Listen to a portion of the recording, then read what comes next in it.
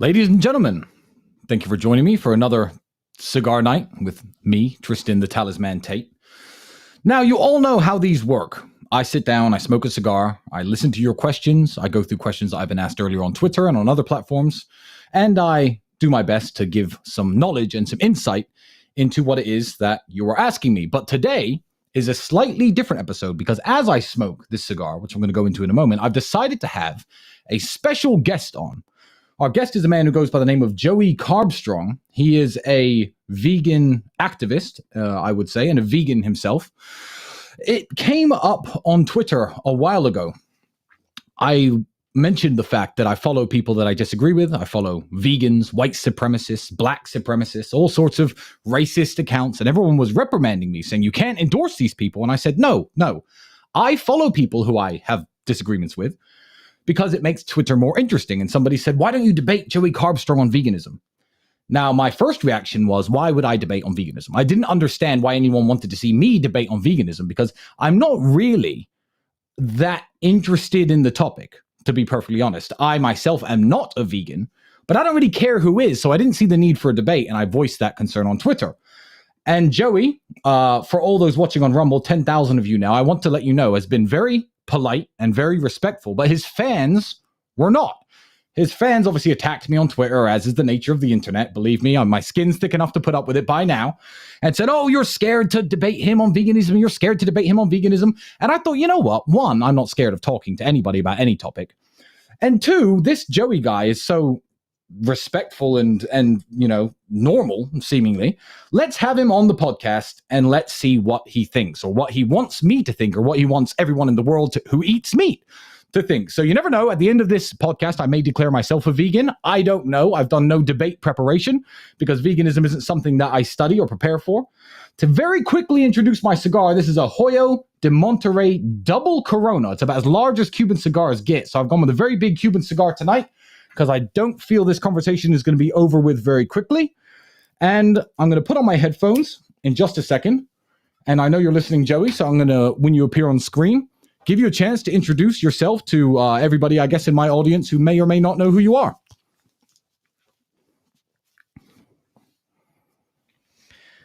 Hello. Thank you very much, mate. It's a great introduction. And like Tristan said, like, this is going to be a civil discussion. I know we're framing, like, you might have seen my YouTube thumbnail, framing it as a little bit of a debate or whatever.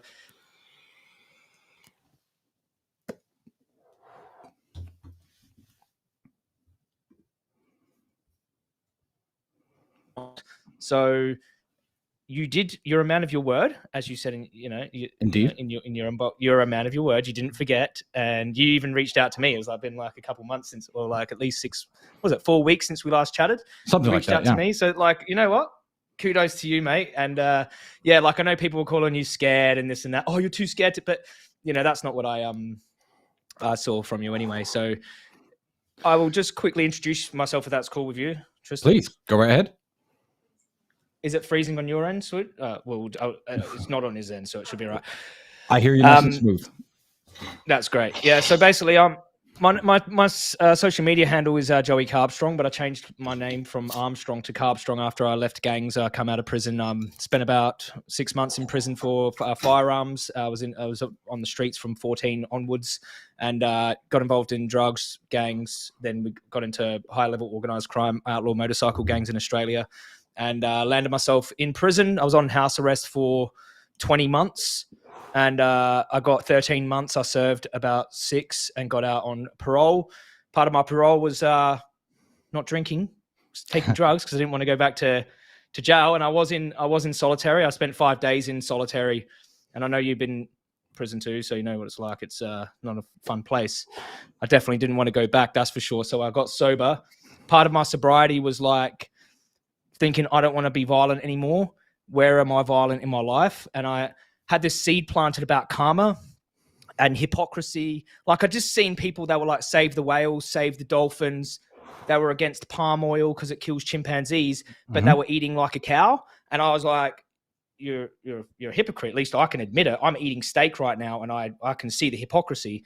And that's what, like, when I got sober and aligned got my head clear, and I started changing my trajectory in my life, I aligned my actions with my morals and went vegan. I've been an outspoken I've always been outspoken, and I've been an outspoken activist ever since. So I'm not your typical kind of pasty-faced, stereotypical vegan like people like to, say. I'm actually a bit different to what people perceive as vegans. I don't know how people perceive vegans. Vegans are from all different walks of life, and they're just different. Everyone is different. I've met that as a vegan. They're all different. So I'm an activist. I've been online. I've been on different TV shows talking about this. I've got about just over, I think, over 200 to 300 views talking about this topic across my social media platform. 200 to 300 million views. Sorry, not 200 to 300. Yeah, of course. Million views talking about this topic. That would be a failure.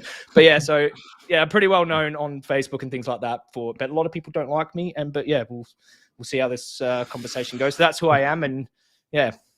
All right. Well, my first question to you would be, why me? I mean, I know you didn't put your fans up to this, like tweeting underneath my post, etc. But why am I the type of person who you thought it would be beneficial to have a veganism debate on? Because I truly don't care. As of right now, I don't care 1% about any of the issues vegans bring up. So why me? Well, I've seen your post come up on Twitter, and this isn't the first. So basically, you said that. You said the number one sign of intelligence in 2023 is the ability to disagree on issues and stay civil. Yes. I'll follow men I disagree with on Twitter. I'll sit down and talk to him like I like opposing points of view. Yeah. I said, come on my YouTube channel and debate veganism. And he said, there doesn't need to be debating. Eat what you want. I'll do the same, right? Well, I don't have an opposing point of view is my point. I'm happy for you to be a vegan. Go ahead. Yeah, but the reason that I thought of you, because it's not the first time I encountered you. Actually, you're all over social media, and you're mega famous. Unfortunately, and it's not the first time I talked about veganism either. So, I responded to a couple of live stream that you and Andrew did, and I know Andrew's he's not here, so we're not here to talk about Andrew's views. We're talking to you, but you did chime in on a couple of times when Andrew was talking about his problems with vegans and vegetarians or people that don't eat meat, and how he doesn't respect them and things like that. But then you were talking about the problem with veganism and talking about how vegans not only kill more animals, they are also shouldn't expect everyone in the world to be vegan. And you talked about the Messiah, that live stream. So yes. that might have been just a small talking point for you, but obviously in the vegan movement, we all. I see. It was a very small talking point to me, and obviously on my last live stream, if anyone saw, I was making a bunch of jokes about Irish people, and my Irish friend was sitting here with me. So it's not something exclusive that I do to pick on the vegan community. I like to have a good laugh at everybody. I think that's how we, stay friendly. I make jokes about all the things I am, certainly. So if the vegan community, obviously watched that and took that personal, then good, because I guess now here you are speaking to me. But what's the debate that we could possibly have? I see a discussion, but what's the debate? Well, it depends. It depends on what you think about this topic, because we can get straight into it if you want. I thought we might. I mean, there's plenty to debate here, because you obviously think it's judging by the way that you live your life, it's completely morally justifiable to have animals endure a slaughterhouse so that you can eat their body. So if you believe that, then I don't believe that. I believe it's not justifiable. Okay. I don't think we have any morally justifiable coherent moral reason to do this to these non-human animals. Okay. And you believe it's totally fine and you don't care. Absolutely. So I think that is a point to debate. Do you hold any religious beliefs before we start? That'd be interesting. Or are you an atheist? No, I don't. I would be. I don't claim to know everything about the universe. I'm more agnostic. I don't know, but I do lean towards. It's a very bizarre world we live in, and it's very hard for me to come to terms with it being a cosmic accident. But at the same time, I've had some spiritual awakenings in my life through my hard journey and violence and pulling myself out of addiction and things like that. And I've sometimes felt like someone was watching over me. But to say that I'm practicing some kind of religion, I don't think so, no.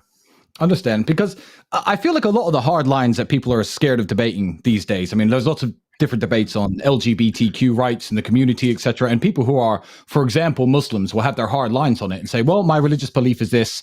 You shouldn't be questioning my religious belief. I myself am an Orthodox Christian. I believe in Jesus Christ. I believe in the word of the Bible.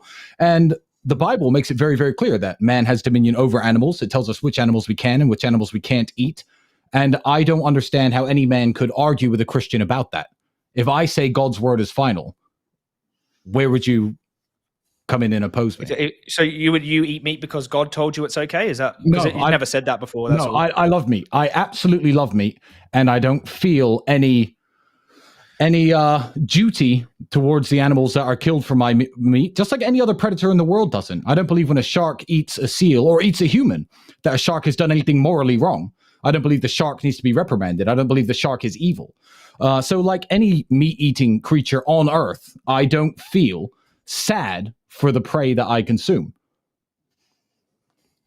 Okay. And I don't know why I should.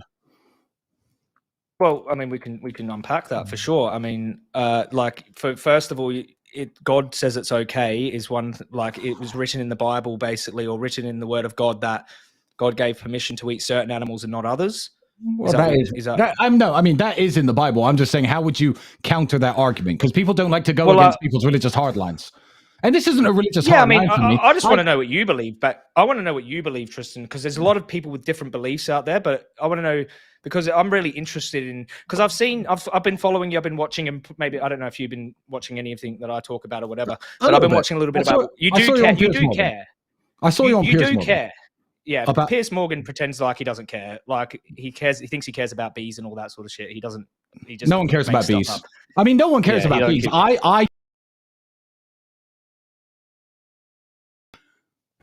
Is it still coming through? Yeah, it's working. I'm seeing no delays here, and we're good on my Rumble stream. I lost you after bees. I lost you after bees. Yeah, I don't care about bees, and I'm not going to pretend that I do care about bees because that would be a bit stupid if I sat here and said, "Oh, I care so much about bees. How can you eat this food that kills bees, etc." I don't care about bees, but I don't care about the other animals I eat either. Okay, so because but you said I do. You said I do care. I said you do care about many other issues. That's what I said. You do care about many other issues. Indeed, and you care about human beings, and you care about other animals. And so you're not just a heartless person who lacks empathy and doesn't give a shit about anything. Because I used to be around people like that. I used to be around true, cold psychopaths, like in the gang world, and that they did not care about anything. There was a couple of them, and you just knew they don't care. Yes. You've probably been around them too. Well, you don't seem like that type of person. No, I care very deeply about humanity and other people, but I don't think that extends to the animal kingdom. You do? Well, I don't know why you would give a bunch of money to a dog charity if you didn't care about non-human animals. I love dogs, but if you wanted to eat your dog, I would not have a problem with you eating your dog. Would you have a problem with me eating a dog from the charity? Well, that would be my dog. And I'd have a problem with you coming into my garden and eating from my apple tree, even though they're just apples. They're my apples. That tree's in my garden. So when people say, "Oh, would you have a problem with me eating your dog?" Yes, I'd have a problem with you eating my dog. But there are lots of people all over the world that eat dogs all the time. I'm not going to tell them not to, and I don't care what they do with their dogs. This is a funny talking point because we will get to the predator point, like comparing yourself to a predator in nature as well. But I just want to talk about this dog point because you had an interesting back and forth with Elwood's dog meat on our Twitter. Should we talk about that? Oh, Jesus. Well. Yeah. So I'll actually cover this for 5 seconds first because someone sent me a link to a fake website that allegedly sells dog meat. It has a bunch of pictures of cute dogs next to what is clearly steak and sausages. And they're saying, "We sell this dog meat." And someone sent me this as a joke to troll me. And I've sent them a message saying, "Hi, do you ship internationally? I'm interested in buying some dog meat to Romania." And I posted a screenshot on the Twitter argument. It was a joke, as in, if someone's selling dog meat, I don't care what they do. But Elwood's dog meat, and I kind of wish I hadn't given them the shout out because they sold the story to the newspaper that I genuinely thought they were a dog meat farm. And I stupidly was trying to buy dog meat because I'm evil. And the newspapers, obviously, which print anything bad about me, printed it. And I was like, for God's sake, I wish I didn't contact those people because it was a joke. I wasn't actually trying to buy dog meat from them. It's not my meat of choice. What would be the problem with that, though? Because you said you don't have a problem with people eating animals. So no, I don't have a problem. That people do eat dogs. I don't try to shut the farms down. There are dog meat festivals in China. Okay. I'm not going to go to China until the Chinese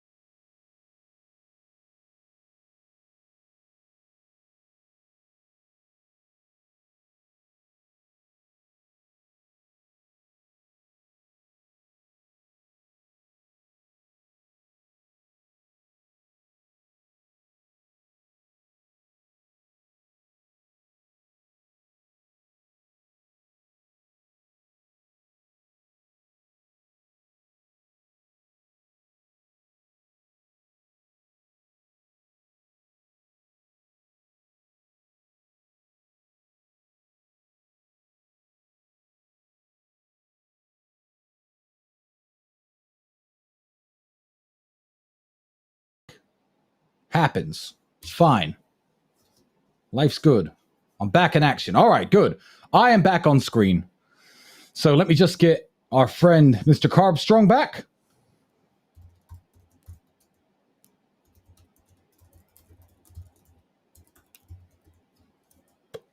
As it looks like I'm frantically scrambling on my laptop to get the show back up and running. All I'm doing is messaging my tech guy saying, bro, WTF. That's it. That's all I'm doing. So we should be good in a moment or two. Bear with me. I remember the last question that we were on. So I'm going to hopefully pick up where I left off.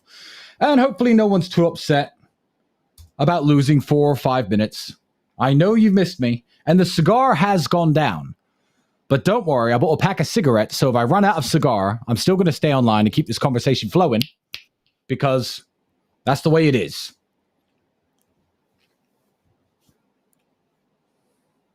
And here we go. Right, I think I've got you back, do I?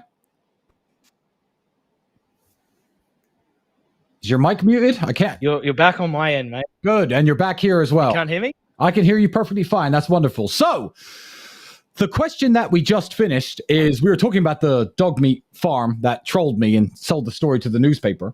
And I was saying that I don't particularly care if somebody eats their own dog, and that the dog meat festivals that happen in China, etc., I don't want to go there and stop them from doing it. So I guess why should I? Or why do you?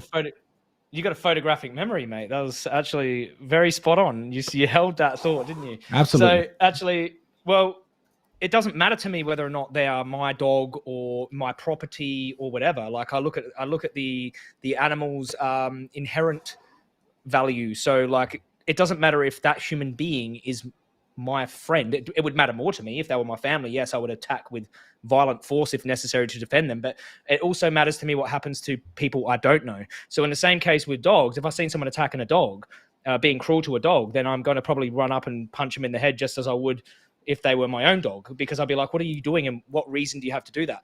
Now, when you talk about other cultures doing something horrible to animals, it doesn't matter to me that it's their culture. It doesn't justify doing something bad just because it's your culture. There are good things about certain cultures. There are also bad things about certain cultures, and it doesn't morally justify an action just because it's cultural or whatever.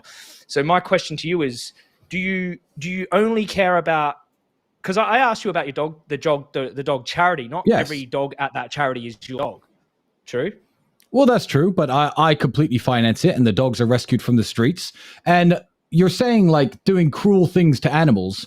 Just because I eat meat doesn't mean that I advocate animal cruelty for no reason. You see, I know it's cruel. I know factory farms are cruel. I know where my chickens come from. I know where my beef comes from. I'm not a stupid person. I know I've killed animals myself. I've killed pigs with knives, in fact, on a part of a reality TV show. So I'm not a coward. I know exactly where my food comes from. But to say about animal cruelty for no reason, to add that into the mix, I think is a bit disingenuous, because I'm not talking about kicking dogs. I'm talking about the charity that I run prevents animal cruelty because it prevents animals from being on the street. But that is not the same as people who run dog meat farms raising dogs for meat, because I understand what they're raising those dogs for, and they're perfectly entitled to do that. I can try to reduce cruelty, but I think cruelty is completely justified, completely, when it comes to getting fed. I think that the shark that could bite me in half is totally justified to bite me in half. The shark committed no moral evil, even if it bit me. What am I doing in the ocean anyway? Yeah, you should stay out of the ocean. I'm a big advocate for staying out of the ocean when the sharks are around. That's for sure. If you get bitten, well, saying that's because I'm half black, and black people hate the ocean. Like I just inherited it from there, I think. I stay clear of the ocean, but I think what you're talking about here is, so you basically you're making the point. You're saying that if cruelty is justified if you're going to, if you're going to eat the animal, basically you can do whatever you want to them. Is that what your position is? No, whatever you want. Why would that be my position? I don't think you should cut their arms and legs off while they're alive. I mean, killing something is never going to be not why would cool. You care? Why would you care? I genuinely, if somebody was raising an animal for food, let's say a chicken, and cut its wings off when it was alive, I honestly wouldn't care that much about the chicken. I'm going to be honest. I'm not going to pretend that I would care. I do think it's unnecessary. I wouldn't do it. But you can't kill something in a non-cruel way. Killing something is always cruel. So the cruelty you have to see cruelty as justifiable if you're going to eat meat. Wouldn't you agree with that at least? Well, there's something called the welfare movement, and there's two sides of this story here. There's obviously factory farming, which most people agree is bad, but they mostly support it through their I don't think it's bad. consumer habits. Do you think factory farming is bad? No. I think it's a miracle that we can have 7 billion, 8 billion people on a planet, and we can all feed them. And anywhere in the world I go, anywhere on earth I go, if I want a steak or a chicken breast or some eggs, I can get hold of them.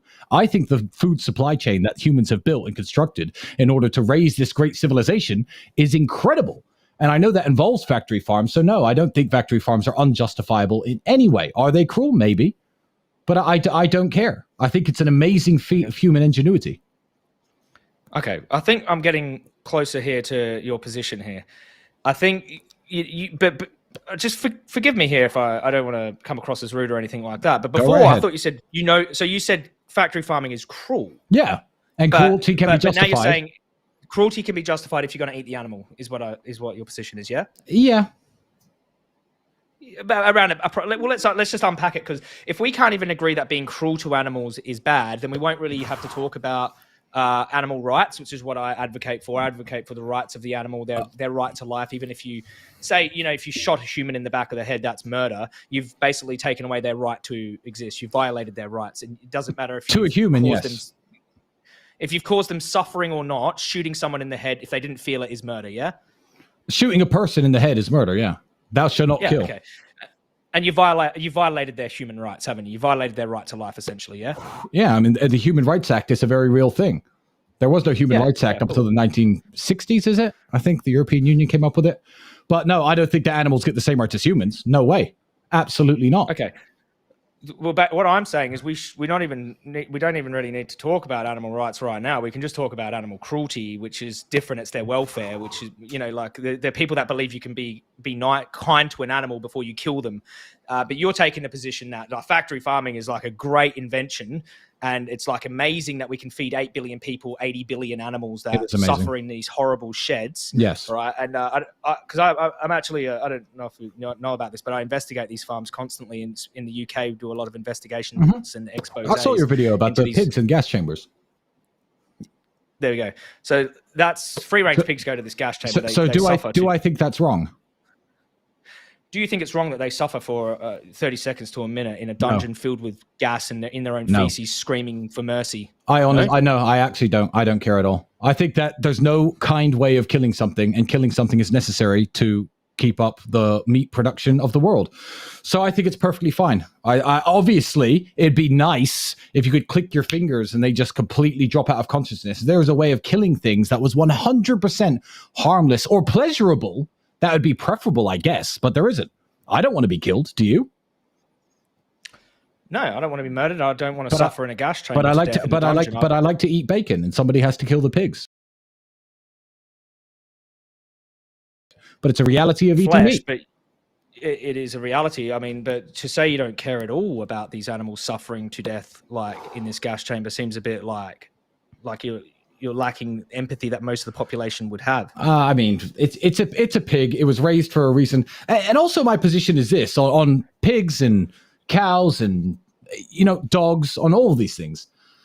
There's not a single farm animal, almost. There's not a single farm animal which exists exactly as it is on the farm out in nature. All of these things were produced by humans. Pigs in nature, I've seen them. They're short and fucking muscly and brown and hairy, and they've got tusks, and they're fast and they're dangerous. The big fat lazy pink pigs exist because we bred them to be that way. Every single form of cattle, every single form is descendant of the European oryx, which has been extinct for over 400-something years. Humans have created these animals through selective breeding. In fact, if you wanted to make an argument not to eat dogs, I'd understand it a bit more than cows and pigs, because dogs were selectively bred by people, but not for food. Dogs were selectively bred by people to be hunters and to be retrievers. That's why they still have these names today.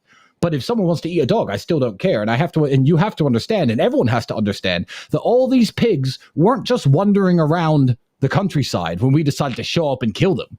They were specifically bred for that purpose. That's why they get so fat so fast. That's why you can feed them almost anything and they put on body mass. So yeah, the unfortunate last 30 seconds of a pig's life where it suffers in a gas chamber is completely fine with me. It really is, because that's how it goes from farm to table. There's no happy way of doing it. Okay. Yeah. I mean, like for me, if they didn't suffer in a gas chamber, it's wrong to murder them. Like for me, similar to murdering a human being. But we can talk about. So how should we murder them? Well, I don't think we should murder them. I don't think it's morally justifiable because I've been vegan for 10 years and haven't had to stab an animal in the throat yet. Since I've been vegan. Now, I stabbed it in the chest, for the record. I've seen you. I know that you're on Shipwrecked and you were advocating for killing the animals on the island. I did kill them. Now you're not on an island now. You're actually multi-millionaire and you can eat whatever you want. You got personal chefs, but you'll still choose to. You don't need to eat animals, do you? Do you believe you need to, or you just said that it's tasty, you want to? Yeah, well, I want to, and I understand that in today's society with supermarkets and all the miracles that you guys talk about, that you can exist on a vegan diet. Yeah, but so that means I could, right? Because I live in the 21st century. I live here in a first world country with supermarkets and food that you can buy everywhere. So yeah, I'm not one of the Maasai people of Africa. I'm not a hunter-gatherer. I'm not one of the people who lives in southern Gujarat in India who has to depend on fish. I understand that I have a choice of what I can eat. I understand that. And I eat meat, and that's the way it is. I like meat, and I don't see anything wrong with meat, and I don't care that the animals have to die because it's just an unfortunate part of being part of the food chain. Just as a shark or a crocodile or a polar bear wouldn't care if it was eating me or my child. It wouldn't care. Yeah. And as much as I'd be a bad parent if I let my daughter get near a polar bear, I could not argue the polar bear did anything morally wrong by eating a person. I don't think you can. Would you shoot the polar bear to protect your daughter? I'd shoot a polar bear to eat it, given half a chance. Yeah, but I'm saying, would you shoot? You would obviously, if your human was about to be eaten by like a polar bear, would you shoot the polar bear to protect the human being? Say you didn't know the human. I'd shoot a human to protect another human into the right circumstances. Me too. People do it all the time. Me too. Yeah, me too. 100%. I would use lethal force to protect someone's life. Absolutely. 100%. And my families or whatever. Someone is. I'm not against killing. I'm not against killing, like per se. If it can be, I believe killing can be justified in certain situations, right? Why? How? What I am against. No, continue. What I am against is I'm just against innocent beings being enslaved and decapitated so I can eat a piece of their body. That there, I don't think is justified. So there's a difference between justifiable like killing to protect self-defense, things like this, and unjustifiable killing for a bacon sandwich, a bit of taste pleasure or whatever. I don't make that difference at all. I can't make that distinction, and I certainly don't put animal lives and human lives on the exact same plane of importance at all. Like a lot of do you think that pigs and cows are as important as people? Do you feel their lives are worth as much as a person's life?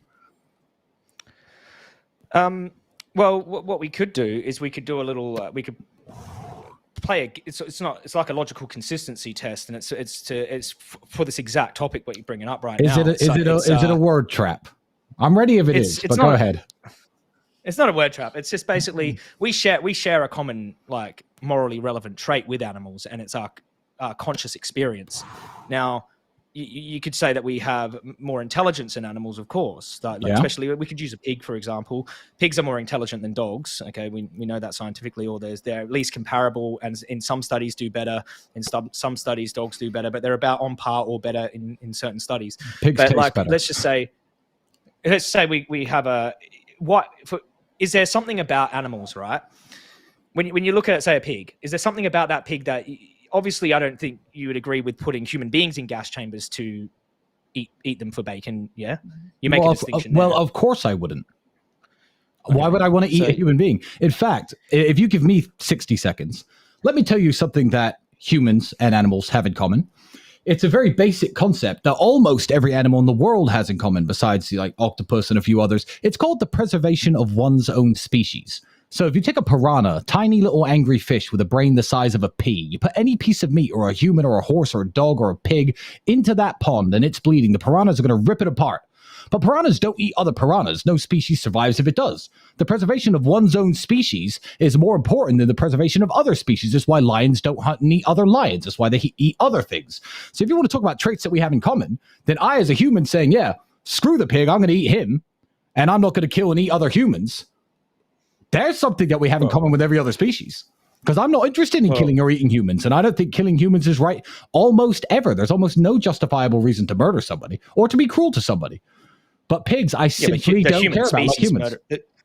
The human species murder each other all the time. I know, but I don't. Humans are some of the most sick, evil animal on earth. I mean, we find the most creative ways to torture and murder each other. We murder each other en masse, murder children. Human beings are not some amazing species, moral species. I mean, we created morality. We can act morally. God created morality, my friend, and humans know it's wrong. And if a human doesn't know it's wrong, then we can argue that there's something wrong with that human. He is a defective person. I just would like to stick, if we may, I would like to stick on this point about humans and animals. You have a separator here. You wouldn't want to see humans factory farmed and put in these places. So there's got to be a trait that's different. And now, are you saying that the trait that separates humans from and animals, it's like a morally relevant trait that we possess that the animals do not possess? Yeah, it's that they're not humans. I care about the preservation of my own species because I'm not a psychopath. Okay. Whereas a pig is not a human, and I'm not interested in the preservation of pigs. What do you mean by species? Like what do you mean by human? We are human. Is it something about our DNA or something like that? A multitude of factors. Is it because we are more intelligent and it's our DNA? Or I just want to find out what these differences are. Well, as somebody who doesn't believe in God, I'll speak in your language. Because if somebody who doesn't believe in God, they will say that every species evolved independently in and of itself, and humans are, it is our DNA. It's the fact that I can mate with another human and create another human. Everyone knows what a human is, but I would say a human is made in the image of God. That's what I would say. And a pig is not made in the image of God. It certainly is not made in the image of God. Neither is a cow. In fact, cows and pigs are made in the image of what humans made them into. So as a religious person, there's no argument you could possibly give me to see any lower life form or any animal besides a human as equal to a human, because animals aren't made in the image of God. So if there were a species of human beings that look exactly like us, but weren't made in God's image, and they shared like all of our morally relevant traits, like the consciousness experience, they could experience the same level and depth of suffering as us, except they weren't made in the image of God. But you wouldn't be able to tell the difference between being that, like, so we were made in the image of God, and there's a group that aren't. Let's just say they evolved separately from us. Sure. But you wouldn't be able to tell us apart. Is it okay? One sec, let me finish my point and then I'll let you go. But I was just wondering, is it okay to do to them what we do to animals because they're not made in the image of God, and you wouldn't be able to tell us apart, really? If I'm correct, isn't an octopus an insanely intelligent animal with a very complicated nervous system that feels pain and emotions just like humans do? Am I correct in that? I think that's true. Yeah. They're also delicious, and I don't care about an octopus. So if that answers your question, then that answers your question. Well, it doesn't really. I'm just trying to figure out. So basically, because humans are made in the image of God, right? We can't do to humans what we do to animals. Nope, because the commandments of God, when they say "Thou shalt not kill," talks about other human beings. It does not speak about animals. It doesn't say that. It says "Thou shalt not murder," doesn't it? "Thou shalt not kill." Doesn't say thou shalt not. Well, it says thou shalt not kill, but then in Leviticus chapter 11, it tells you which animals you can eat and which animals you can't. And, the Islamic holy book tells you exactly how to slaughter them and which animals you can eat and which animals you can't. So it's obviously... What, does it say anything about not eating dogs? Look, in Islam, they've got a... In Islam, they do, but I don't think in Christianity. So I don't eat dogs. No, Leviticus chapter 11, I believe it is a differentiation between what the animal eats and what its hoof shape is. Obviously, this was written a very long time ago. If someone in the chat wants to correct me or look this up, I believe it says if it has a hoof that's split in half and chews of the cud, you can eat it, which does not refer to camels, but it refers to basically every other livestock animal that we have today. Yeah, but I've read the Bible. I've read the Bible many times. Yeah, and these animals are selectively bred by humans, and they're kept in factory farms and put under immense look, if you're saying it because we are created in God's image, that's we are, and we can't actually prove that. Like, can we? Like, we have to believe that's a faith. We have to have faith in that. Yeah, you have to have faith. It's like a belief that you have that no one can actually verify or disprove. Is what I'm like. Yeah, I can't really say, oh no, we weren't. Like, just say, well, yes, we were. Yeah, but you can't. We could never get to a point. We could go on indefinitely with this, because you could say something to me like, "Oh, we shouldn't kill and eat pigs because it's cruel," and I could say, yes, we should, and no, it's not cruel. But I don't try to redact the arguments down to such a basic level. I like to try to give a little bit of nuance and try to inject my knowledge into the situation a little bit more. But no, I don't think any argument can be made that animal lives are as important as human lives. And if you really truly believe that, if you really truly in your heart believe that an animal life is important as a human life, then I believe that there is something, and I don't mean this in an offensive way. Let's talk about someone. Let's talk about a third party. This guy believes that animal lives and human lives, because it's sentient, are all exactly of equal value. Then that person is less intelligent than a piranha or a shark. Because piranhas don't think that piranha lives are less important than the other animals' lives. And the preservation of your own species is something innate in all of us, in almost every creature that lives. So if you want to say that you're less intelligent than a piranha, and you believe that a pig's life or a chicken's life or a cow's life or a lamb's life is exactly as important as yours or mine or my kids or your kids, I don't believe that you really think that. Well, it depends on who the person is, really. Because if you're talking about a piece of shit, then I don't see them as any more worthy than a fly. Yeah, but of course. If you're talking about a in pretty general good person, they try their best. In general, they try their best. A child, they're like me. Like if you met me 10 years ago, you probably thought, bloody, he's a lost hope. But I turned my life around now. I try to do good in the world, and I try to leave a positive mark on the world. And I have to say, your story. Sorry to digress a little bit. I didn't know anything about you. Your story is actually pretty cool. So, because just because you're a vegan and I disagree with you and I don't give a shit about animals doesn't mean that I can't tell the 27, 28, I haven't refreshed it, 30 something thousand people watching on my audience that your story of being a gangbanger and a piece of shit and a criminal and turning it all around isn't inspirational. So I know that's off topic and I'm not trying to throw you off, but actually well done to you, because a lot of people, and I've met a lot of them, don't end up where you are today, given those circumstances. No, they don't. Most of my friends are still in jail. I appreciate that. Thank you very much. I appreciate you saying that. Well, I didn't know it until you introduced yourself. Yeah. I literally didn't even know. No, okay. Well, yeah. No, thank you very much. I've been very transparent about my past, as transparent as I can be. And, a lot of my friends are still either in prison on drugs or in gangs or, so a lot of people don't make it out of that world. So thank you. But I am trying to do right, but this is something that I really care about. Even like I've been in violent situations. I've been targeted. I've been held hostage at gunpoint. I've been beaten, bashed. I know what it's like to be a victim. I've also victimized people, and I think that they're both wrong. Like they're wrong to do, right? And I know you're making a distinction between humans and animals, but if I saw someone back then, if you saw, let me ask you this: if I was being cruel to a dog in front of you, like say I had a hot iron and I was putting it in their eye and they were squealing and that, you would just feel nothing? No. If you're working at a dog factory, killing the dog so you can eat it, I would not care, because it's your dog, your farm, your business, your factory, your life. I'm a free market capitalist, and if you're a producer of dog meat, all well and good. If I saw you torturing anything for any reason, I'd say, well, what's the point in that? What's the benefit? Are you providing anyone with a meal? Are you providing anyone with food, sustenance? No, you're just being a dick. So yeah, I would have a go at someone. Well, let's just say that I have plant-based food available to me. Like there's plenty of plant-based food available to me. I'm torturing them because it gives because you want to eat them. Because I just made the choice to over the plant-based food. Yes. I'm deciding I want to torture them to eat them because it's basically just a flippant choice. Yes. I could eat plant food, but I don't really like it as much. I like torturing animals and eating them. I mean, I wouldn't have an issue with that. I love vegetables, but I also love eating meat. And that's how free market capitalism works. You see, Joey, I think a lot of people like you, and I don't mean to offend you, they think that they can educate somebody like me. They think I'm some big dumb thug, and they think that I don't know where my food comes from. And they think they're going to show me videos of certain factory farms and talk to me of the processes in which chickens lay eggs and the cages they're kept in, and I'm going to go, oh my God, this is wrong.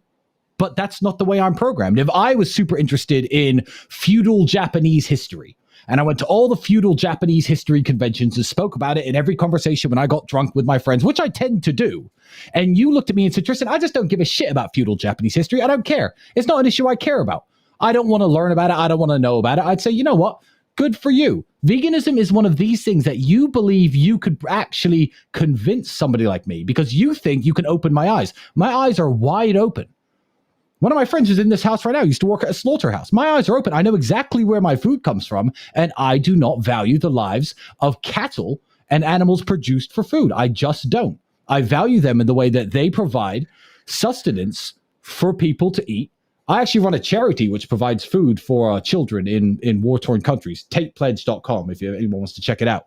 And I don't give a shit if it's beef or if it's corn, as long as people are eating. That's the way that I think about things. So you can't really open my eyes to this, because I don't think there's many things that I am ignorant of. Well, I mean, I don't think you've ever been inside of these places, though, have you? I've been inside of pig farms and chicken farms. I've never been inside of a cattle farm. No, not myself. I've seen you on a pig farm, backyard pig farm or something in Romania, like with 1 or 2 pigs there. Well, that wasn't a pig farm. I've been inside a real pig farm in England when I was younger. A factory? Yeah. Factory pig farm? Yeah, I was doing delivery drives with some guy. So I've been inside. But again, I've seen all the videos, I've seen all the images, I've killed pigs myself. I'm not a hypocrite. I'm not one of these people. You know what? Shout out to this guy. He probably doesn't remember me. There's a guy on the island with me when I was in that reality TV show. And some people said, I'm not going to kill the pig. I'm not going to eat the pig. And some people said, I'm going to actively take part in the killing of the pig and I'm going to eat the pig. Obviously, the killing was done by me because I was the one the producers most trusted as the most competent person on the island. But there was 1 or 2 people there who said, you know what? I don't want to be around when the pig is killed. I don't want to be around when we have to strip it and gut it and cut off its skin. But I am going to eat it. And I think we could both agree that that's hypocritical. No? Yeah, if they're going to eat it. Yeah. I mean, you need to know the reality of where your food comes from. One is displaying normal human emotion. You're displaying something that is close to, I would say, people who tend to not care about the suffering of animals. Or I don't know if you don't take pleasure in cruelty to animals, do you? Really? Is that a serious question? Of course. I mean, because it is a serious question, because most people don't have your position that they don't care how cruel someone is to animals. You know, that like basically I can do anything to animals as long as I'm going to eat them. That is not my position. I think if you were going to kill animals, you should kill them in the most humane way possible. I said there is no killing of an animal without cruelty. Yeah, but okay, philosophically, yes, if you believe it's cruel to kill, like without suffering.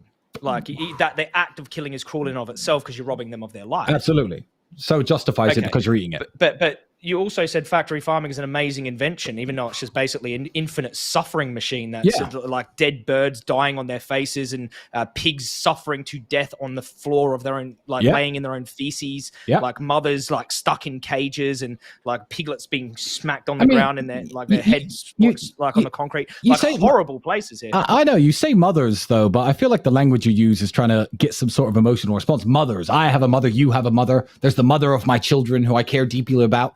It's a chicken, and pigs, it's a pig. It's a cow. But it's a wonderful, wonderful system that anywhere I go in the world, I can ask for a plate of chicken, and somebody can get me chicken and cook it for me and put it on my plate. Now, factory farming plays a massive role in that, whether anyone likes it or not. So it is very impressive. Back when my parents were growing up, you had seasonal vegetables. You couldn't even get oranges in the winter. And now, any time of any year in any city in the civilized world, I can get a steak. I eat steak every day. I think that's a beautiful thing. Now, I understand that factory farms are a part of this system. When I say the system is incredibly impressive because I can eat steak whenever I like, that doesn't mean I'm going to sit at a factory farm and get my dick out and get off on the fact that all these cows are being tortured. And, I'm not a sadistic person. But I understand that it's part of the system, the wonderful system of global food supply. And I love steak. So would I abolish factory farms? No. Sorry to interrupt you. I mean, I'm just actually very surprised that you know so much about the industry. Like, if you know as much as I know. Yes. And you're calling it wonderful because it's like something like, I've been in some pretty horrible situations and I've seen some pretty horrible like videos, but when I became an investigator and seen what goes on in these places, like it is some of the most disgusting, vile, horrific violence and cruelty and stench of corpses lying in they die in their own feces, these animals, and these chickens are 6 weeks old. They grow so quick. They just grow so quickly that they break their own legs and they lay there suffering to death. Like millions of birds die before they even get to the slaughterhouse. And to call that wonderful, like, just seems like either like maybe you just think the technology is wonderful or something, but inside there, like if you've seen all the footage, I don't know how wonderful can come to your mind. Like, and most people that I've ever spoken to, and they've actually done research on this. They've done massive polls. Like, most people are against factory farming. Yeah, they say they are. They say they are, and then people talk about, oh, you have to get rid of farming because of climate change. Yeah, let's get rid of all the farms. That's a wonderful idea. And I know you're going to say, well, we could grow a bunch of beans, but I don't want to eat beans, and I don't want to eat crickets, and I don't want to eat plant-based food. I want to eat meat, and factory farms are part of the supply chain. It's not that a factory farm itself is beautiful. You have to understand these are all intricate wheels in a system which gives people the ability to have whatever food they like on whatever plate they like in whatever city they like globally. So I find that impressive. That's an impressive feat of human ingenuity. And to take that argument to say, oh, Tristan's the kind of guy who loves factory farms and thinks they're beautiful is actually not what I said, one. Okay. And two, my next question would be, did you think that I don't know stuff before you spoke to me? Because you seem surprised that I know a lot. Like, what do people think I'm stupid? I don't get it. Some people do. I don't think you're stupid. I think you're very bright, and I think you've been well educated, and you speak very coherently, and you've a higher intelligence than a lot of people that I've speak to. But every cow.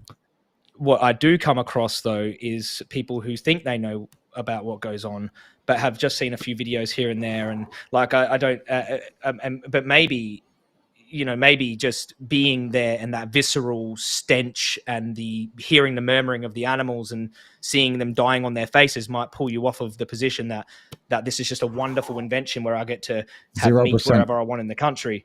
0% in the world, and 0%. No, I understand the realities of where my food comes from, and I think a lot of people do.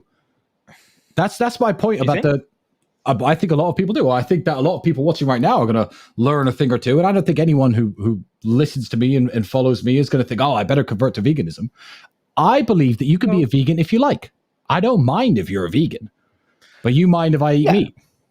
Exactly. And I'll tell you why. It's not because I'm trying to control people or whatever. People think that I want to control. Oh, why do you care what I eat? I see this a lot. Vegans are trying to control what I eat. They're weirdos. Like, people think veganism is some diet. Like, it's just a diet, like I choose to be carnivore. You can be whole foods. You can have a raw diet, and I choose to be a vegan like it's a diet choice. It's actually, we care what people consume, because on the other end of that, animals are being raised, mutilated.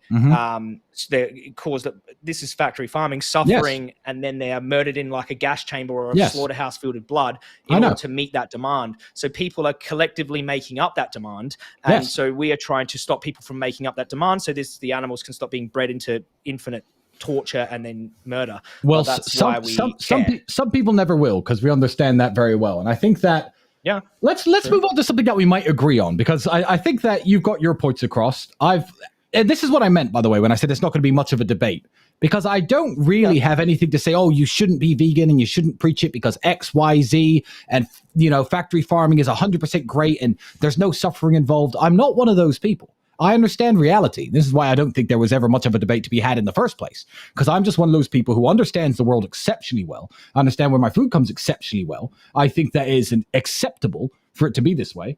And that's just the way it is. So let's change subject, because I think you're going to like this one. Let's talk about trophy hunting, because I think we'll find a lot more common ground with trophy hunting than with the food that I eat, because I'm never going to agree with you that I care at all about how a chicken is treated. I just won't. But we can move on, and maybe we can be friends again.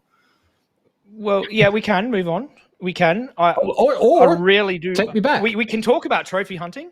I really want to just ask you this. I can do whatever I want to a bird, a chicken. I can grab a chicken, slowly pluck their feathers out, and they could be screaming. I can burn them and singe it, and then I can do that to 10,000 chickens, one out after the other, in just this infinite loop of torture, right? I can just do that continuously, and all you had to do is move your hand over a button to stop it. Would you do that? Just stop that suffering, or you just don't care even that much? Well, no, you could just push a button and I'd stop. Well, you couldn't do that to my chickens, because if I had chickens, they live in my garden, etc., and I just cut their heads off. In fact, when I killed chickens before, I broke their necks and cut their heads off. That's what I did. I took no pleasure in torturing animals. I think that anyone who takes pleasure in torturing anything, there's probably something a little bit wrong with them. Who cares? I genuinely don't care that much. It's a chicken. Because you you don't eat KFC for health though, like, do you? You eat KFC for KFC makes you strong. Yeah, KFC. Yeah, no. It's fried in a lot. We can talk about protein and that, but KFC isn't great. You eat KFC for pleasure, don't you? I do. You choose KFC for pleasure. Absolutely. So if I could, how is eating KFC for pleasure different to what I'm doing for pleasure? Say I got pleasure out of torturing these animals. It gave me sensory pleasure. I really liked them squealing or whatever. You really like the taste of KFC, and these animals are suffering in horrible factory farms in order to bring you that KFC. How is what you're doing any different to what I'm doing? Let me restructure your question. If I could push a button and stop it, and by stopping it, it means you just take a big butcher's knife and cut the chicken's heads off, then I would push that button, because why would I want anything to be tortured? I don't see the point in it. But if you were just raising them in cages, as a lot of places in Africa and a lot of places in Argentina and all the places where our world comes from, where our meat comes from in the world, where they try to raise animals as many as they can, as fast as they can, and as small a space as they can, these people who are very hardworking people, I think we'll all agree, who are trying to make their living, who if you shut down their factory farm probably wouldn't have much else to do, who are taking these chickens and treating them carelessly, and if they're killing them in a relatively humane way. I mean, Islam gives a guide on how to kill animals, and I know everyone's like, oh, that's cruel because it's with a knife. Well, there were no bolt guns invented in the time of the Prophet Muhammad, peace be upon him. So the guidance is actually very, very good. Don't let the animals see the knife, etc. There's nobody on earth who would choose having the animal tortured as opposed to killed as humanely as possible. But if you were running a factory farm and you were a Chinese man in Wuhan and you were sick of your life and you were cruelly kicking your chickens all day and whipping them, I wouldn't come to your farm and tell you how to run your chicken farm. And I would probably still buy your chicken. I don't put the lives of chickens. You would fund me.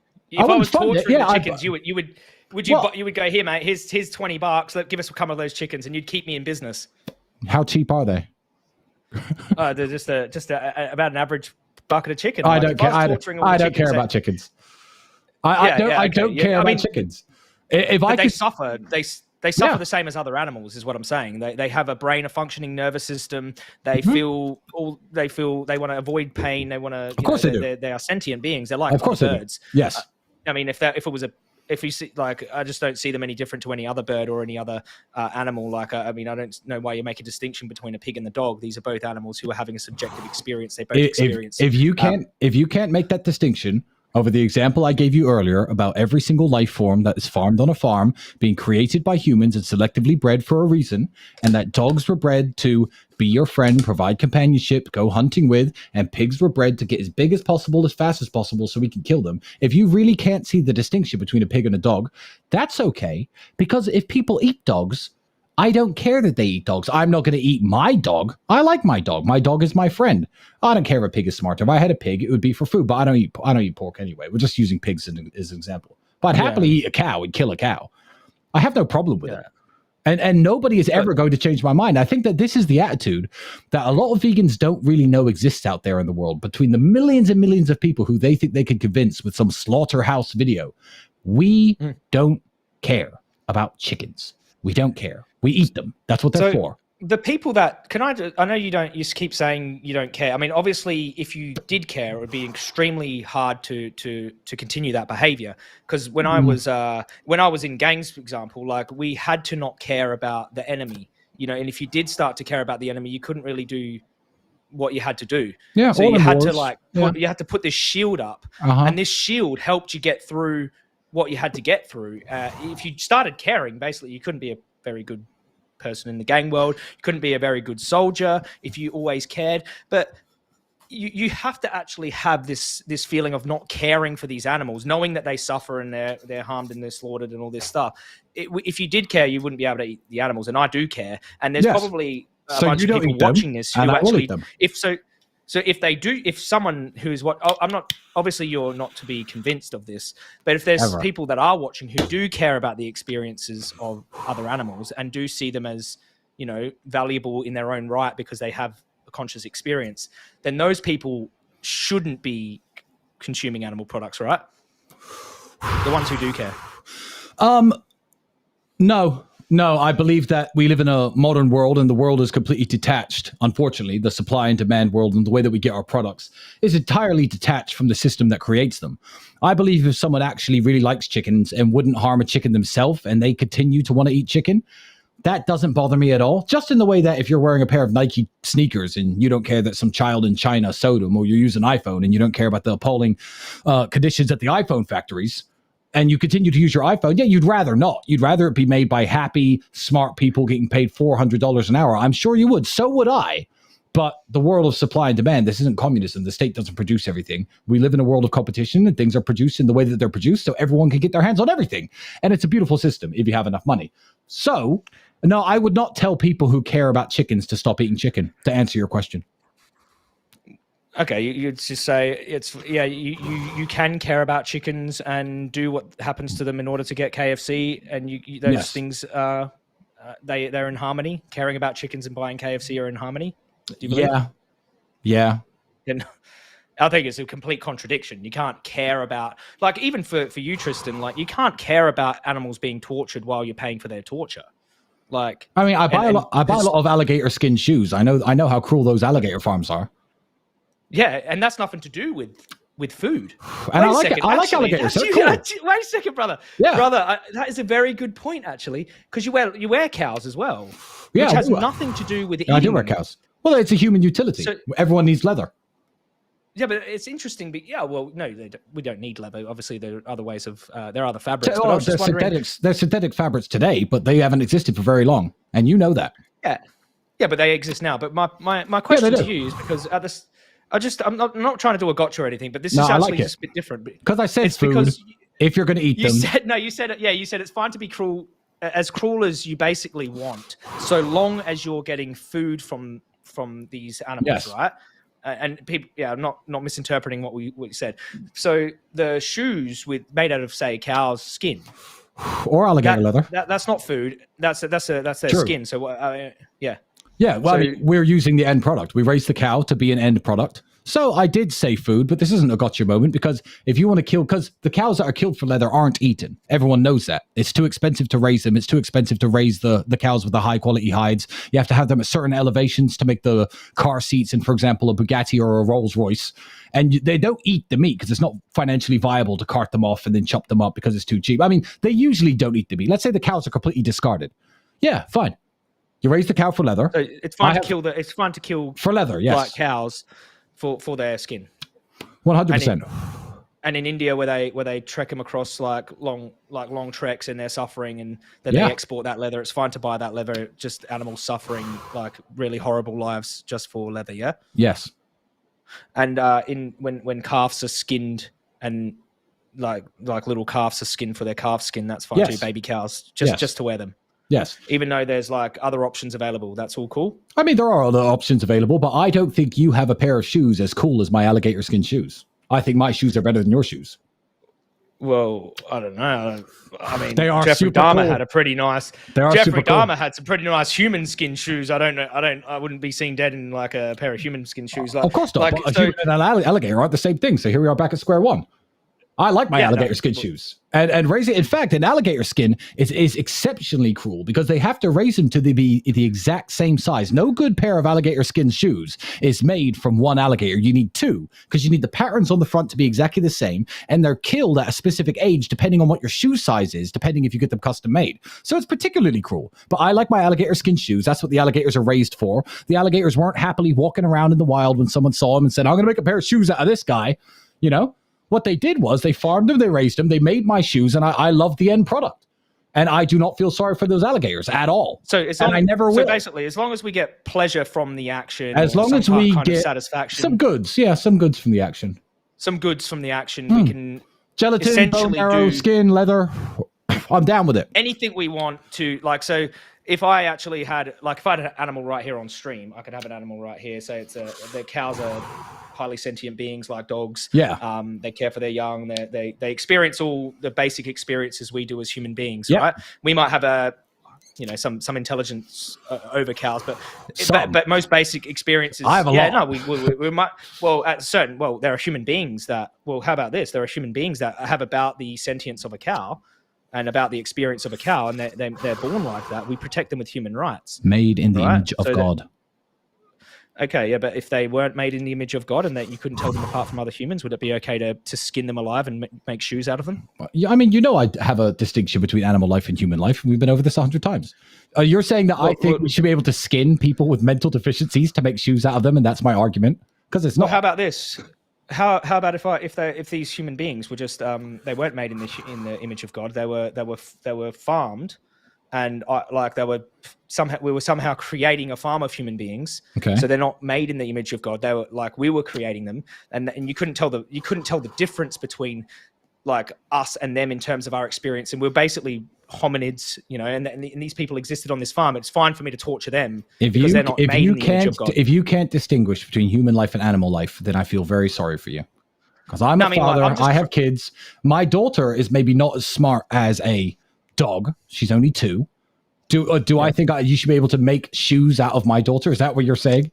Because I don't think anyone. Not your daughter. I'm creating a hypothetical. Well, no. We're not hypotheticals because we live in the real world, don't we? I've given lots of hypotheticals, but I don't like to go down the hypothetical route. I said if I could kill animals without torturing them and without being cruel, and it would be ideal if they could all live wonderful lives, I could give hypotheticals too. But we live in the real world. We live in the world of supply and demand. We live in the world where third world people are trying to make the best living they can by raising animals as fast as they can in as big numbers as we can. And it's fine. It's really fine. I believe it's fine. You don't eat animals for third world people, that's for sure. You eat animals because you like the taste and it's for pleasure and things like that. But absolutely. I was just creating a hypothetical to test this. I'm trying to test. It's just a consistency test, by the way. It's just like trying to test whether or not if there were human beings that weren't made in the image of God and we sort of created them, because this is actually logically possible. So if I made a human farm. If I made a human farm, basically they're my human beings. Is it okay for me to cut them up? That you couldn't distinguish them from. Well, this is actually, this is actually a very, very interesting point. This is a very interesting point, and we are as humans going down this road. So we might find some common ground here, because people are talking about raising humans that are, for example, they'll take your DNA code and raise a human without the brain or mind or consciousness or whatever, so that you could have access to that human's liver or heart or, I don't believe in that case. No, humans are humans, and I don't believe that we should be doing that. I believe humans are made in the image of God, and I don't believe if you started a farm raising humans for organ transplants, which is an area of science that is being explored right now. Do I think that's right? No, I don't believe in abortion. I don't believe in harvesting the body parts of babies who are 8 months or 7 months old when they're aborted to take their tissue and their skin and their bone to run human experiments on. No, I think that's all morally evil, because humans are humans, or animals are animals, and I'll always have a distinction between them. But I was just trying to create this scenario so that they weren't actually made in the image of God, to see if that was actually the trait. Every human is created in the image of God. No, because if we created them, they're made in our own image, so we could farm them to be slightly genetically different. I created my daughter. In fact, humans have been farmed to be genetically different. Humans have been farmed to be genetically different. There was selective breeding programs. Then they wouldn't be technically made in made in the image of God, would they? Then, Tristan. See, you're going down a road that just it's a dead end. They are humans. I'm just trying to find out. So I'm the descendant of African-American slaves. African-American slaves were the product of eugenics programs, of breeding programs, where they got the biggest, strongest slaves and the biggest, strongest women and interbred them to create bigger, stronger slaves. And it was all a big market. And that was completely wrong. And there's been slave trades everywhere. North Africa being one of the world's largest, China, the United States. And slave trades have existed all over the world. If you're saying because I think it's fine to farm cows, that I think it's fine to farm people, I'm never, ever going to agree with you. Humans are humans and animals are animals. I don't know if you think that. I'm trying to find out whether you feel that if this trait made in God's image didn't exist, like in some hypothetical, whether you would think it's okay to do what we do to animals to those hypothetical humans. You'll never convince me that is a scenario that exists. It can never exist. Every human is made in the image of God. Well, basically, we can do this. We did with these animals that exist right now. They're selectively bred. They're not made how God made them. They're human created animals. Like you know about the pigs and the chickens and the cows and the dairy producers. They're all human selectively bred freak shows at the moment. Yeah, like this is eugenics, like genetic manipulation that humans have done to these non-human animals. In fact, being a chicken is just a life of suffering because they're too big to hold their own weight. Now, we do this to animals. It is logically possible, and it's just possible for us to do this to human beings as well, and they wouldn't technically be made in God's image. Is it okay to do what we do to animals in this case, in this hypothetical case of human beings? I'm just trying to figure it out. Because that case exists all the time, and that case is actually the case right now, right here in the world. If I'm dating a girl because I think she's big and strong and I want to have big, strong children, people make these kind of choices all the time. Are you saying that child is selectively bred and we can use her to make a pair of shoes? Humans are humans, animals are animals. No, so I can actually cut it off one step before this. I could cut it off at the step whereas I think if any weirdo was selectively breeding humans for any reason, then no, humans have free will and free agency, and they should be able to reproduce with whoever they want. If any human is selectively breeding humans, then that's slavery, and slavery is wrong in the first place. So we should never even get there if we care about morals and humanity. Well, I do care. I just apply the morals consistently. Yeah, but it's a cow. I mean, it doesn't matter if they are human or non-human. And in this case, in the hypothetical case, they would technically be non-human like hybrids. So I'm just asking for consistency in both like places. Obviously, I don't think it's right to enslave animals and decapitate them because I don't see them as morally distinct from human sentient beings. Like not really. Like especially when you get down to the sentience of like children and that. I don't. A child and a pig are pretty like even in terms of sentience. To you, especially like a toddler. So I mean, not to me. Yeah, well, I mean, you might have other reasons to care about human beings. Like I would if it's a decision between a human. It doesn't matter if it's a child born in China who I've never seen in my life. Humans are humans, animals are animals. No one in my chat thinks you're coming to a conclusion with this point because this hypothetical scenario you talk about, where we selectively bred humans for thousands of years to create mutant humans. Could you eat them? Could you eat an animal that has some human DNA? I mean, this has never happened, and this isn't the real world that we live on. This is the real world that we live in. I just didn't believe that being made in God's image was the only morally relevant trait. No, I was just trying to figure out. It's not. My argument is that it doesn't have to be morally relevant. Cows and chickens are beneath me, and they're beneath humans, and I don't care. I don't care about cows and chickens in the same way that I care about humans, and I never will. Or crocodiles, or any life form. Some people have actually thought that way about human beings as well. They've lowered human beings down and used these bizarre justifications to do horrible things to human beings. Yeah, I'm the product of slaves myself. I'm the product of the slave trade. My father was an African American. Horrible. Yeah. So why exactly? Why the human race? These horrible. Yeah. Why are you trying to correlate these two things? Yeah. Why are you trying to correlate these two things with food production? I'm saying that what has happened in history, because the lowest form of every argument is you're Hitler. That's how all arguments dissolve into. And now you're talking about the Holocaust. No, I'm saying that these things have happened in similar history. to Hitler? No, I'm saying that the mindset definitely. Yeah, and that's morally wrong. Where we say these beings don't matter because of X. Well, who says that? And basically, God doesn't think that. Well, people with these kind of animals are obviously sentient beings. They can experience torture and suffering and experience the world. They have a subjective experience. If I harmed an animal, everyone knows that that's animal cruelty. That's wrong because they're having their own individual experience. And what people tend to do is they go, they're below me because of X reason, because they're not made in God's image, or they're not throughout history, and it's what humans have used to justify harming other humans. And it's a bad mindset. I know it's a bad mindset. I agree, that's a bad mindset. So where's this going? Well, I'm just asking to apply to cows, a more consistent mindset. To chickens, that's not consistent. Yeah, exactly. I mean, you might think it's stupid, but I don't see a cow as any different to other sentient beings. Like I don't see them as any real difference in terms of their suffering. And there we go. You don't see a cow's different. This is what I said. Do you believe that human lives and animal lives are the same? In terms of how they experience like a knife in the throat, it's just as bad for that cow as it is for like a child. So I think they're both wrong. That's the food chain. Sharks don't care how I feel. They bit me in half either. Yeah, but I mean, I don't think what sharks do is like ethical. I wouldn't mimic my behavior and go, hey, sharks, they eat other sharks, and lions eat other lions' cubs, and horrible things happen in nature. I would never point to nature and say that's an ethical way of us living in civilization. Obviously, that would justify us killing each other and eating each other. Cannibalism happens in nature. Look, cannibalism's wrong. And if you're going to ever try to drag the argument of humans are in some way equal to animals, so we shouldn't treat humans this way, so we shouldn't treat animals in this way, if that is going to be the baseline of this last 10 minutes that you keep going on about, that's never going to be a conclusion that someone like me is going to reach. And it's not going to be a conclusion that any healthy person is going to reach either. No healthy person it's just that we share, is going to ever think that ever. ever. So, I mean, you keep looking for, I don't know what you're looking for me to say. I don't know if I'm just trying to figure out what you fundamentally believe is like killing humans is wrong. Killing animals is fine. That's what I fundamentally believe. Yeah, exactly. I'm trying to figure out why because to me that's a contradiction because for the same.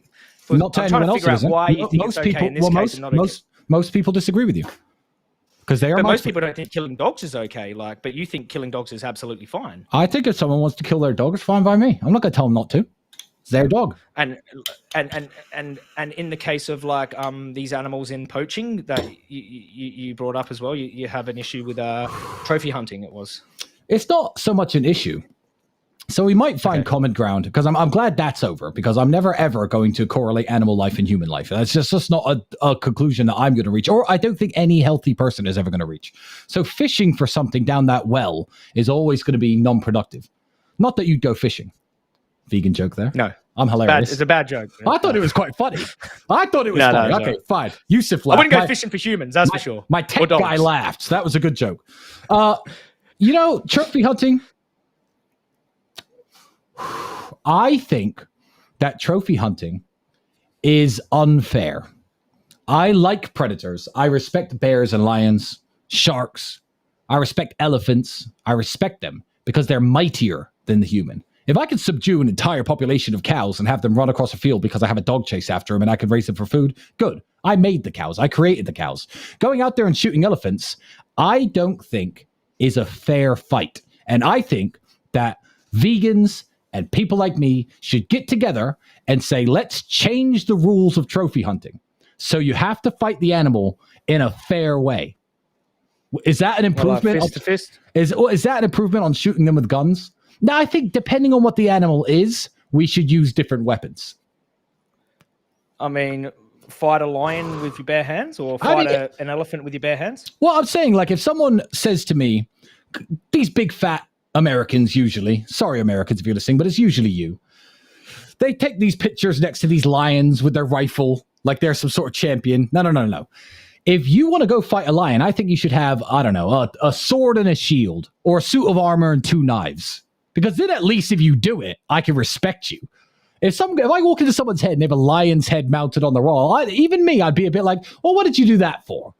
And it'd be like, well, I shot it from 6 miles away with this high-powered rifle. Hunting's natural. Hunting may be natural, but your gun certainly isn't. 2 knives, suit of armor, go and kill the lion. Because that way, if I walk into your house, you've got a lion's head on the wall, and you're covered in scars and bruises and cuts, I'd be like, you're the fucking man. That's impressive. Can we at least agree that we should change the rules on weaponry? Because fewer people would do it. If someone fights a lion with their bare hands and wins, then I think they deserve some kind of medal because that's like an unheard of thing. Good. So let's agree that we need to change the rules.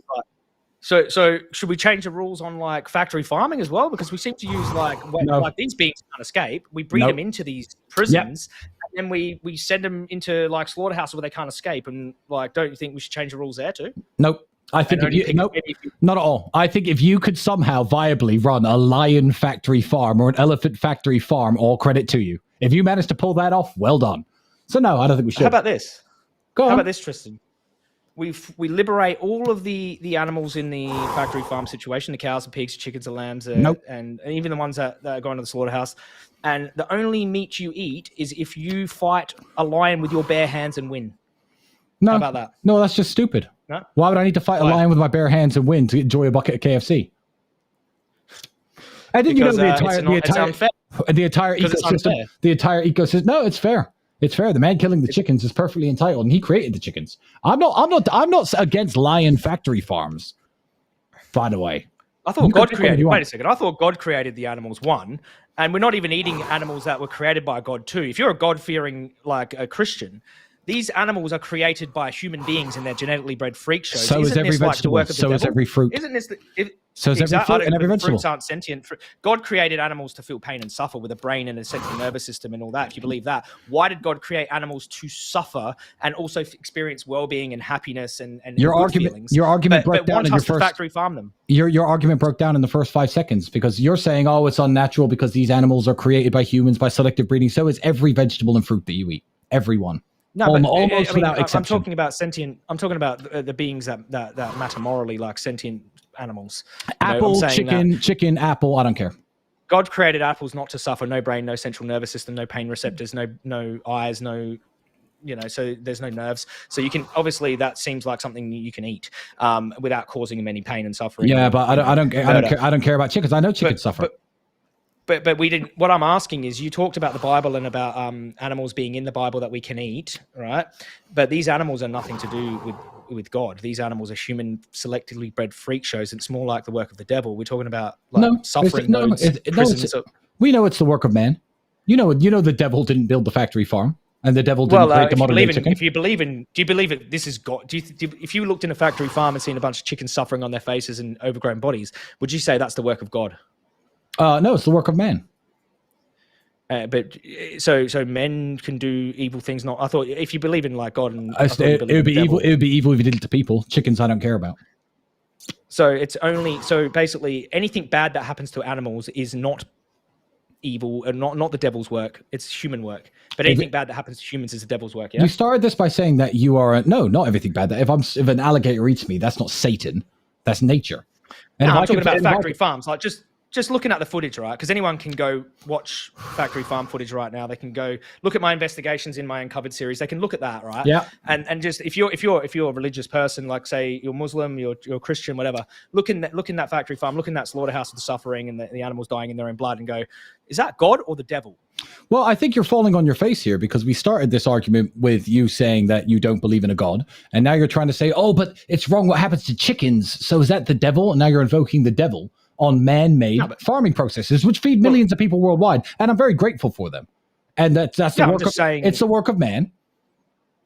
And I love chickens. I'm just fitting the beliefs of others, because in Islam, actually, you brought up Islam before, but in Islam, there's actually like a little bit of something about animal welfare in their religion, where they believe that causing animals suffering and cruelty is haram, right? And I speak to Muslims quite a lot, and we have actually quite productive discussions. Wonderful. Now they at least believe that causing animal suffering and cruelty is wrong, is morally wrong, and it's haram. You can't eat that flesh, right? Are you a Muslim? No, I'm not a Muslim. Why are you invoking their arguments here? Because I live with a Muslim. You brought up. I live with two. There's one right here next to me. Yeah, I know. Andrew's a Muslim as well now. Okay, but what I'm saying is that you don't even believe that causing animals cruelty in factory farms is wrong. And you brought up Islam before and said, oh, they just slit the animals' throats, right? And you believe that's a good way of doing it. Yes. Yeah? Yeah. So what I'm saying is in Islam, you can't even be, you can't. Every point factory farms are. I feel like when I said there was never going to be any debate, I think every point that you've tried to raise, we're just going back to things that I said within the first 20 minutes. If you can kill them as humanely as possible, that would be good. That's what I said an hour ago. So factory farms are bad because they cause the animals suffering, yeah? No, they're not bad. So it's just morally factory farms are morally neutral, but cutting an animal's head off without them being cruel is better. Quote, unquote, it's better, yeah. Is better. Yeah. So one is good. Would you call the suffering? It's all good. I can get food everywhere in the world that I want, and factory farms are part of the supply and demand food chain. It's a wonderful thing that we can feed all these people on the planet. It's a wonderful thing that there are fewer people starving and dying of hunger than there ever was before at any point in human history. That we've managed to take many people in the third world, especially in modern day China, thanks to factory farms, and take them out of poverty and give them the ability to eat food, mainly meat, every single day. I think it's a wonderful thing, yes. And you'll never change my mind otherwise. Factory farms are fine by me. And I know what goes on, and I've seen them, and I don't care. It's a chicken. It's a chicken, bro. Like, seriously, I just don't care. But you don't, no, you do. You can't say that now, because you did care a little bit enough. I don't care enough to stop me torturing them. You cared enough to stop me torturing them. Before when I created the chicken torture like scenario, you did care a little bit. You like hypotheticals. I seen a glimmer of empathy in you, bro. You like hypotheticals, and if you're going to torture chickens after this feed and message me that you're torturing chickens, I'm going to turn my phone off and go and live my life. You want to do that? That's fucked up, but go right ahead. What am I going to do? Drive over to where you are and tackle you bucket of chicken to save the chicken? If I'm doing it for a bucket of chicken, isn't that like fine with you? That's what I was. That's what I thought your position was. Yeah, factory farm that produces chicken for us to eat is completely fine. Okay, well, Well, okay. Should we do some finishing statements, or do you want to continue? Like, is there any other roads you want to go down with? Like, I don't know if you believe like there were generally no roads I wanted to go down at the beginning of this. As I think I said at the beginning that this wasn't going to be a debate because I'm not an uninformed person who's going to hear what you has to say and go, oh my God, wow. Oh, wow. Maybe I should stop eating meat. I know all the things that you know already. And eating animals is perfectly fine. I don't care about animals like I care about humans. Humans are morally superior. Humans were given dominion over this earth by God, and we were created in God's image, and humans are sacred. So all of your arguments about, oh, what if humans were farmed in this way? And, animals, what if I just tortured them for fun? That's not what I do. I'm not the guy who says it's fun to torture animals, and I love torturing animals, so I'm going to debate this vegan. I'm a guy who has a healthy relationship with food and a healthy relationship with meat. I understand where it comes from, and I simply don't care about a chicken like I do about humans. So there was never really a debate in the first place, but your fans insisted I debate you. But I don't really see where we disagree because I know the things you know. Yeah, well, we disagree on that animals have no value whatsoever and they're beneath us and we can do what we want to them. Animals wear them and eat them. Animals have value. I didn't say animals have no value. Can we talk about masculinity for just before you? I don't know if you want to keep going down this road, but I just want to know what your views on masculinity are. My views on masculinity. The reason I'm asking. Go ahead, please. I'd like to know the reason you're asking, because if it's about chickens, no, it's not a trap. I mean, yeah, I'm just trying to figure out what you. It's not really a trap. I'm just trying to figure out. I don't mind if it's a trap. Yeah, I know. If you're gonna say that because it's not a trap. I'm not masculine. Like, I mean, that's your opinion. It's fine. I don't care. No, I just want to figure out because, like, in my view, like, do you believe, like, basically figuring out whether or not you think being masculine is being a protector or helping the vulnerable, those that are we perceive as below, like you perceive animals as below you. They're basically they're at our mercy. We can do what we want to them. These birds, they're very fragile. They are tiny. We can crush them with with our boot. Yeah. Like, do you think that it is like eating these animals is like form of masculinity, or does it make you more of a man or anything like that? No, I don't believe that. I'm not one of these guys who says, oh, you have to eat meat to be a man. To be a man, you have to live by your own convictions and you have to stand by your own convictions. I feel like the question is wired in a way, and I don't want it to spiral back down that toilet of, oh, but babies and humans are less vulnerable. So, chickens and humans. I don't want to spiral back down that same toilet bowl. But being a man is about living by your own convictions, standing up and saying, this is what I believe in, being ready to challenge people in their beliefs, being happy to talk to people like I'm talking to you now when a bunch of internet trolls say you're scared to debate veganism, when it's an issue I don't really care about. But being able to stand up, say what you mean what you say, that's what being a man is about. I'm not saying you have to go around and stab, I stabbed a pig, I'm so macho. I mean, it's not an easy thing to do. Just like punching someone in the face isn't an easy thing to do. You've punched plenty of people in the face, and so have I, I'm sure. But that's the nature, the reality of the world that we live in. So no, I'm not going to even fall into the trap of saying you have to eat meat to be a man. Because, when I've seen you argue with people look scared of you a bit, intimidated by you a bit, and you stand up there anyway, no matter what someone says. If someone's eating a burger in your face, you say, no, I think this is wrong, and I'm going to travel around the world and say that this is wrong as much as I want to. That is being a man, and credit for you for doing it. If you want to go around the world and preach this for the rest of your life, which I assume you will, then all power to you. But you're never, ever, ever, ever going to convince people like me, because there are smart people out there who know everything about the meat industry you do. You can't hit us with any eye openers. You can't hit us with any weird hypotheticals about non-human humans, because that's just not real. And I'm going to shrug my shoulders. I'm going to hang up this call after we finish amicably saying goodbye to each other. And I'm going to go and eat whatever I like. And you're going to eat whatever you like. And you're not going to be able to change my mind. So be a man, say what you mean what you say, and travel around the world and continue doing it. But you're going to have zero success when it comes to people like me. Yeah, because I don't care.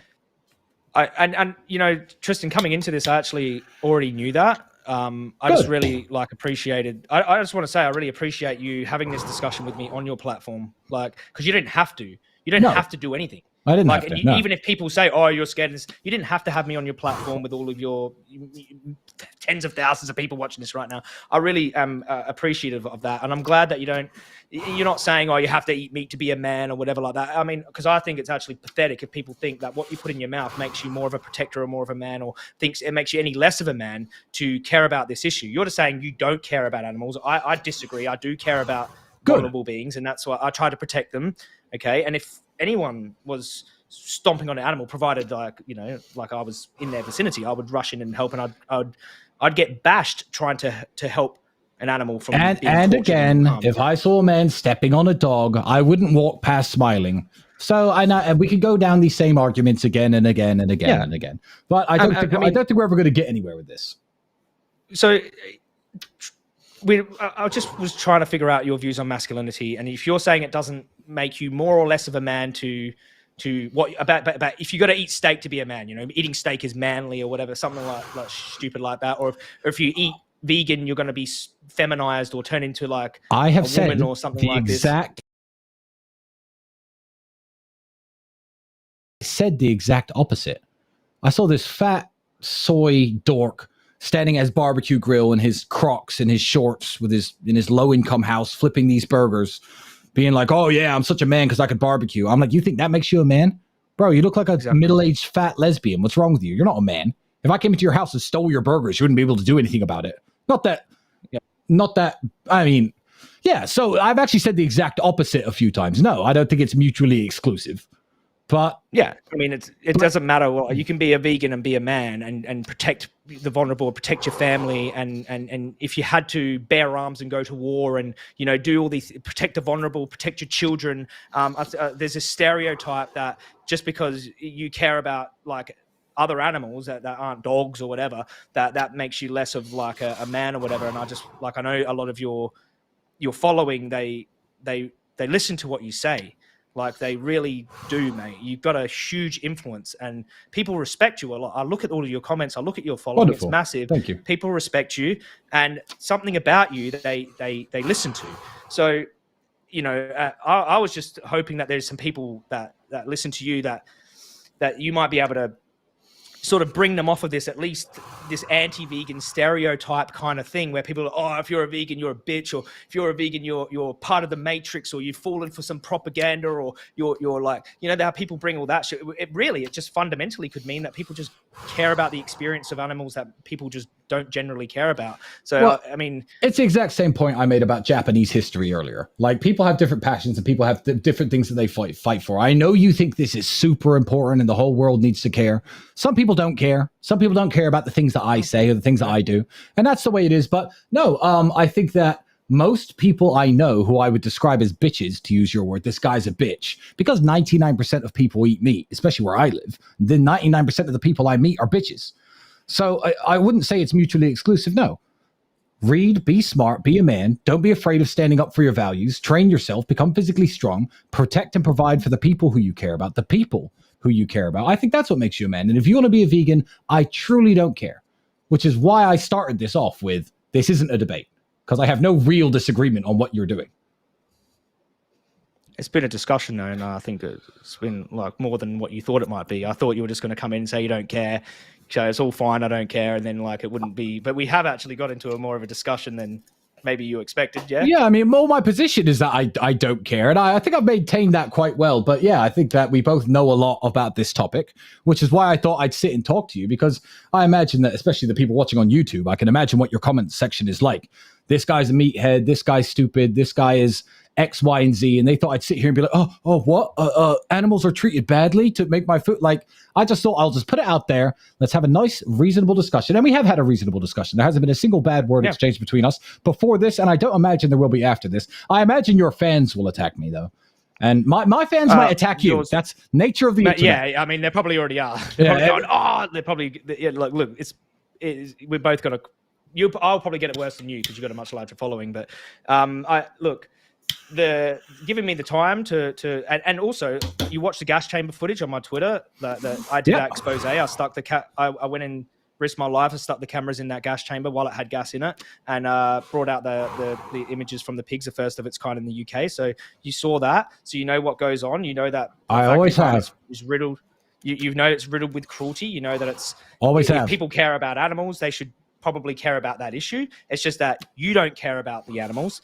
You don't give a shit. You don't care. But if people have any iota of care, then they should probably stop funding that industry. But that's not you. If that's your final point, then I'll let you finish on that final point without trying to correct you or interject. I mean, obviously, I know that you being on my podcast is me sharing my platform with you. And if you've convinced someone to not eat animals, then more power to you. So, is that it? Well, Tristan, I mean, that can be it, mate. I just want to say thank you so much for allowing me on. And people were saying I was giving you a platform. You have definitely given me a platform. So thank you. I'm glad we agree on that. Yeah. We didn't have to. And look, mate, if you ever want to, I mean, maybe this is not a good idea because you probably wouldn't care, but if you ever want to come into one of these farms with me when you're in the UK or catch up, have a vegan burger or something like that, then please. I would love to. Now you're baiting me. Yeah. But yeah, I could bring you into these places. Like, it would be a good video, mate. Like, if you actually see what's going on inside there and have that, and maybe you just go, I don't care still. I won't care. Maybe you might. I super don't care. Send me every video you make for the rest of your life, and I will continue to eat meat, as will most of my followers. So, would you share it on your why don't you share it on your platform then and see if how many people don't care with you? Well, everyone who has any issue and anyone who has any point who they're trying to get across wants to share my platform, and they want me to promote their stuff. Now, I'm going to promote the things that are applicable to me in my life and the things I want to share with the world. You share the things that you want to share with the world, and we'll leave it at that. And I wish you a happy and healthy vegan life, and I will continue to keep eating meat. God bless you, Joey, and thank you for joining me. I'm going to continue this stream without you for a while. Have a nice night. Take care, mate. Thank you very much. Bye-bye. So, why did I debate Joey Carbstrong? It wasn't really a debate. The only reason I gave this guy a platform is, one, he was very respectful, very kind. I didn't seem to have any problem with anything he said to me ever, despite his fans attacking me for all sorts of various reasons.